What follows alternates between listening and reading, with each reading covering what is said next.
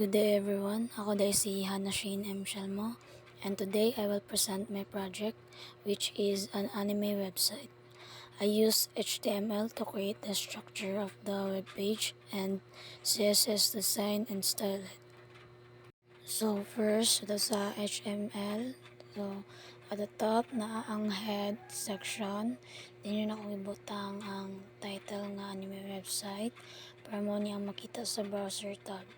So, gilink po na ko ang external CSS file gamit ang link para ang style nga akong gihimo sa CSS ma-apply sa akong webpage. So, susunod sa body, dini na makita ang tanan nga content sa website. So, una na akong gihimo ang header. Sulod sa header na ang website, logo nga anime website o ang navigation menu nga dunay home, menu o contact.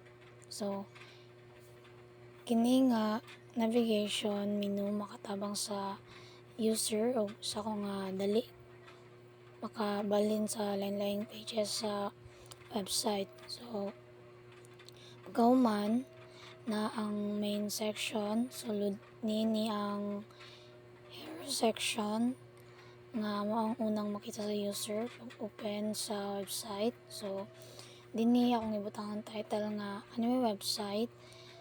So naadiri ang short description aron mabal-an sa visitors o mabal-an nako unsa ang purpose sa website ug ang watch now button para may mong call to action sa users.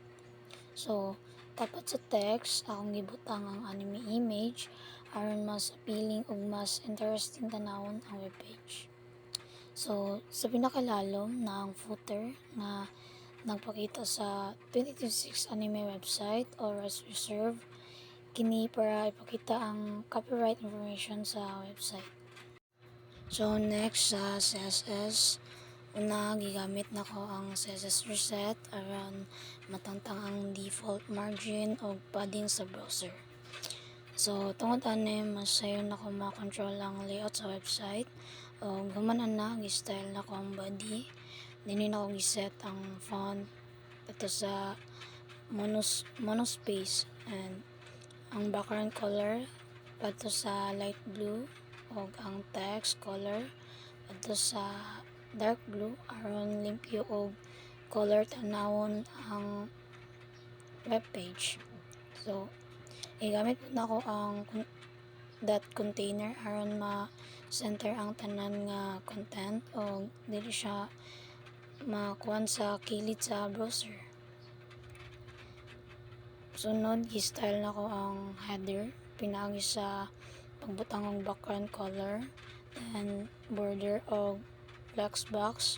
So ang flexbox makatabang aron ang logo og navigation menu may mong align sa kalinya.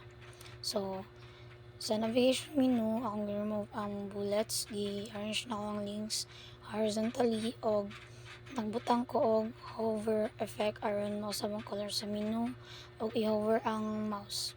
So sa hero section gigamit gyapon ako ang flexbox aron ang text nasa left side o ang image nasa right side. So nagbutang pud ko og gap aron adunay space sa ilang tunga. Then sa text section gi-adjust nako ang font size og spacing aron dali basahon.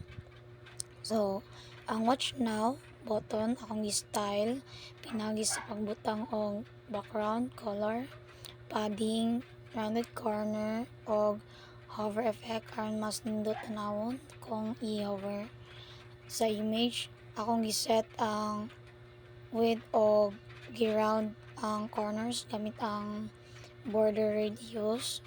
Then gi-adjust po na ko ang position gamit ang margins aron mahibutang siya sa saktong nga lugar. So lastly, gi-style na ko ang footer pinagi sa pagbutang og white background then top border, padding og centered text aron neat og separate siya sa main content.